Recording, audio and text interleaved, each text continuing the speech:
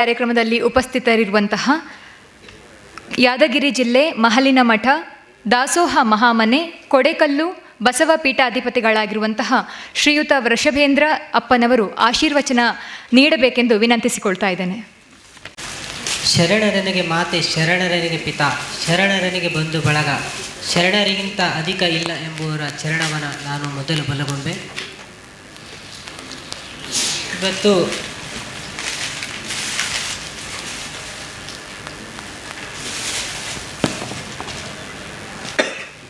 ಇವತ್ತು ಈ ಬೋಧಿವೃಕ್ಷ society for development Mysuru ಹಾಗೂ ಕರ್ನಾಟಕ ಜಾನಪದ ಅಕಾಡೆಮಿ ಬೆಂಗಳೂರು ಸಮಾಜ ಕಾರ್ಯ ವಿಭಾಗ, ಮೈಸೂರು ವಿಶ್ವವಿದ್ಯಾಲಯ ಮತ್ತು ಆಕಾಶವಾಣಿ ಇವರ ಸಂಯುಕ್ತಾಶ್ರಯದಲ್ಲಿ ಇವತ್ತು ನಡೆಯುತ್ತಿರ್ತಕ್ಕಂಥ ಈ ಪರಂಜ್ಯೋತಿ ಮಂಟೇಸ್ವಾಮಿ ಒಂದು ಮರುದರ್ಶನ ಕಾರ್ಯಕ್ರಮವನ್ನು ಹಮ್ಮಿಕೊಂಡಿರ್ತಕ್ಕಂಥ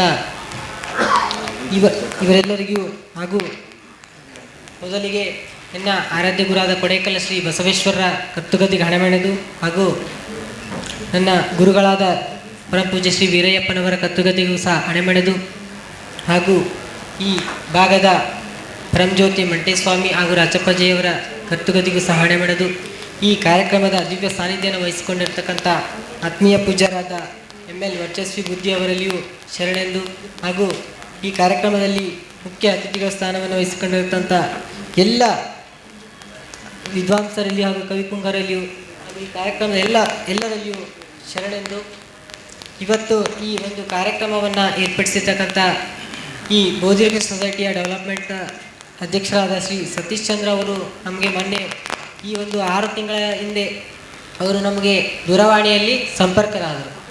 ನಾನು ಈ ದರೆಯ ತಂದವರು ಪುಸ್ತಕದ ಒಂದು ಮಾಹಿತಿಯನ್ನು ಅವರಿಂದ ಪಡೆದು ಅದನ್ನು ಓದಿದೆ. ಆನಂತರ ಅವ್ರ ಜೊತೆಗೆ ಸ್ವಲ್ಪ ನಾನು ಮಾತಾಡಿದೆ. ಸರ್, ಇದು ಕೊಡೇಕಲ್ ಬಸವಣ್ಣ ಹಾಗೂ ಮಂಟೇಸ್ವಾಮಿ ಪರಂಪರೆಯ ಬಗ್ಗೆ ಬರೆದಿದ್ದೀರಾ, ಆದರೂ ಸ್ವಲ್ಪ ವ್ಯತ್ಯಾಸ ಅನ್ನಿಸ್ತದೆ ಅಂತಂದೆ ನಾನು. ಇಲ್ಲ ಸರ್, ನೀವು ಬಂದು ಅದ್ರ ಬಗ್ಗೆ ಮಾತಾಡಿ ಬೇಡ ಅನ್ನಲ್ಲ ಅಂತಂದ್ರು. ಆದರೂ ಇರಲಿ ಅಂತೇಳಿ ನೋಡಿದೆ.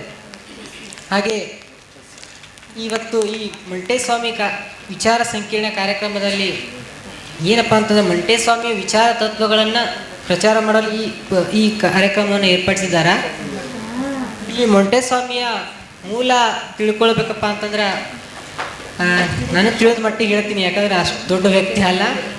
ಪರಂಪರೆಯಲ್ಲಿ ಜವಾಬ್ದಾರಿ ಹೊತ್ಕೊಂಡಿರ್ಬೋದು, ಆದರೂ ಈ ಪರಂಪರೆ ಅಧ್ಯಯನದ ಬಗ್ಗೆ ಹೇಳಬೇಕಪ್ಪ ಅಂತ ನಾನೇನು ಚಿಕ್ಕವನು.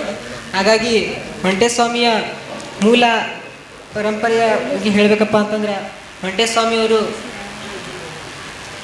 15ನೇ ಶತಮಾನದಂಥ ಶ್ರೀ ಕೊಡೇಕಲ ಬಸವೇಶ್ವರರು ಅವರ ತಮ್ಮ ಒಂದು ನಂದಿಯಾಗಮ ಲೀಲೆಯ ಒಂದು ವಚನ ಸಾಹಿತ್ಯದಲ್ಲಿ ಹೇಳ್ತಾರೆ, ದ್ರಾವಿಡ ದೇಶದಿಂದ ಬಂದವರು ಅಂತೇಳಿ. ದ್ರಾವಿಡ ದೇಶ ಅಂದ್ರೆ ನಮ್ಮ ಅರ್ಥದಲ್ಲಿ ಇದೇ ಭಾಗ, ಈ ಚಾಮರಾಜನಗರ ಜಿಲ್ಲೆ ಹಾಗೂ ಈ ತಮಿಳುನಾಡು ಭಾಗದವರು ಅಂತ ಅನ್ನಿಸ್ತಿರ್ಬೋದು.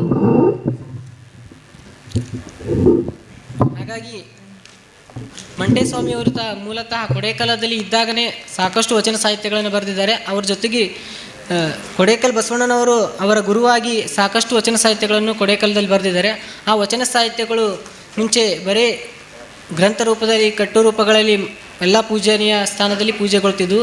ಈಗ ಮುಂಚೆ ಇದ್ದಂಥ ನಮ್ಮ ಅಜ್ಜನವರಾದ ವೀರಯ್ಯಪ್ಪನವರ ಆ ಸಾಹಿತ್ಯವನ್ನು ಎಲ್ಲ ಹೊರ ಜಗತ್ತಿಗೆ ಪ್ರಚಾರ ಮಾಡಿ ಅದನ್ನು ಹೊರಗಡೆ ಬಿಟ್ಟು ಈಗ ಈ ಸಾಹಿತ್ಯ ಎಲ್ರಿಗೂ ಕೈಲಿ ಸಿಗಲಿ ಅಂಥೇಳಿ ಅದನ್ನು ಇದು ಮಾಡಿದ್ದಾರೆ. ಹಂಗಾಗಿ ಮಂಟೇಸ್ವಾಮಿಯವರು ಒಂದು ಸಾಕಷ್ಟು ವಚನ ಸಾಹಿತ್ಯಗಳು ಕೊಡೇಕಲ್ಲಿದೆ. ಹಾಗಾಗಿ ಈ ಕಾರ್ಯಕ್ರಮದಲ್ಲಿ ಭಾಗವಹಿಸ್ತಾ ಎಲ್ಲ ಕವಿಗಳಲ್ಲಿ ನಾನು ಕೇಳ್ಕೊಳ್ಳೋದೇನೆಂದ್ರೆ, ಒಂದು ಬಾರಿ ಕೊಡೇಕಲ್ ಭಾಗದಲ್ಲಿ ಬಂದು ಮಂಟೇಸ್ವಾಮೀಜಿಯವರು ಬರೆದಿರ್ತಕ್ಕಂಥ ವಚನ ಸಾಹಿತ್ಯವನ್ನು ತಾವು ಅಭ್ಯಸಿಸಿ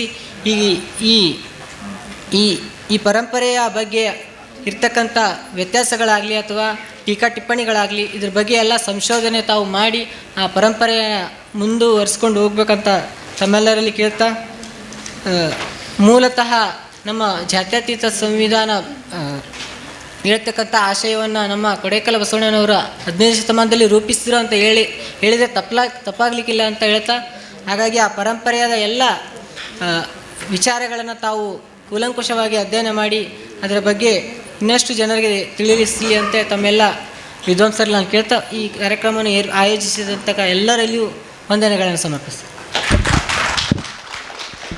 ಕಾರ್ಯಕ್ರಮದಲ್ಲಿ ಇಷ್ಟೊತ್ತು ಆಶೀರ್ವಚನವನ್ನು ನೀಡಿದಂತಹ ಕೊಡೆಕಲ್ಲು ಬಸವ ಪೀಠಾಧಿಪತಿಗಳು, ದಾಸೋಹ ಮಹಾಮನೆ ಲೀನಾ ಮಠ, ಕೊಡೇಕಲ್ಲು, ಯಾದಗಿರಿ ಜಿಲ್ಲೆ, ಶ್ರೀ ಋಷಭೇಂದ್ರ ಅಪ್ಪನವರು ಇವರಿಗೆ ತುಂಬು ಮನದ ವಂದನೆಗಳನ್ನು ಸಲ್ಲಿಸ್ತಾ ಇದ್ದೇವೆ.